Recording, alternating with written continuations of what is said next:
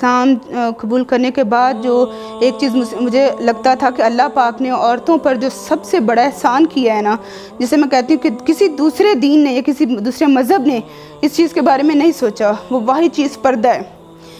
مطلب پردہ ایک ایسی چیز ہے جس نے عورت کو ہر لحاظ سے محفوظ بنا دیا ہے، غیر مردوں کی نظروں سے، ان کی مختلف حالات کی زندگی، ہر طرح سے عورت کو محفوظ کر دیا ہے۔ پردے کے بغیر تو عورت کی زندگی نہیں ہے، یہ میرا ذاتی خیال نہیں ہے، یہ آپ ریسرچ کریں گے تو آپ کو پتہ چلے گا کہ پردے کے جسمانی نہیں، سائنسی نہیں، روحانی بہت سارے فائدے ہیں۔ اب جس طرح آج کل ایک بہت بڑی کمپین چلتی آ رہی ہے، میں اسے بھی سازش ہی کہوں گی، کہہ لو خواتین نے بینرز اٹھائے ہیں، جی میرا جسم اور میری مرضی، بہت بڑی ایک تحریک ہے، ایک سازش ہے۔ تو میں تو صرف اتنا کہوں گی کہ بہنوں، یہ ایک ایسا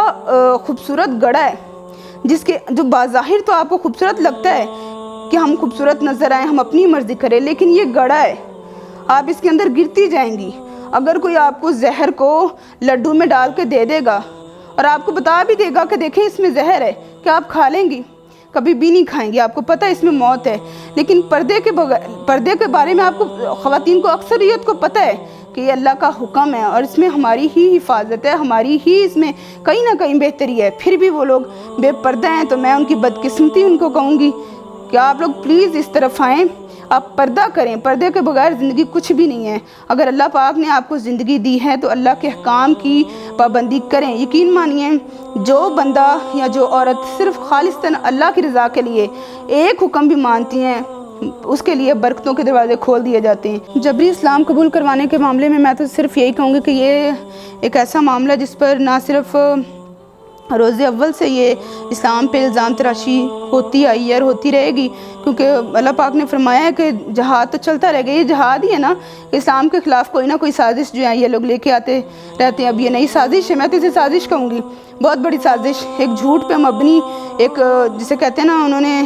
اپنی طرف سے ایک چیز گھڑ لی ہے، جھوٹی بات گھڑ لی ہے۔ جیسے اللہ پاک قرآن پاک میں فرماتا ہے کہ یہ لوگ جھوٹی باتیں گھڑتے ہیں میرے بارے میں۔ تو یہ جو انہوں نے کہا ہے کہ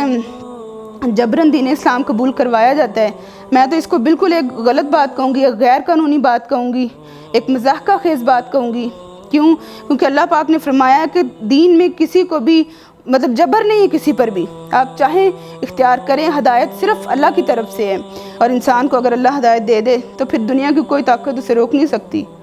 میری زندگی کا مقصد صرف اور صرف اللہ کے دین پر عمل کرنا اور دوسرے لوگوں کو اللہ کے دین کی طرف لے کے آنا، اور انہیں یہ بتانا کہ اسلام سونا ہے۔ اس سے بڑھ کر دنیا میں اور اس دنیا کی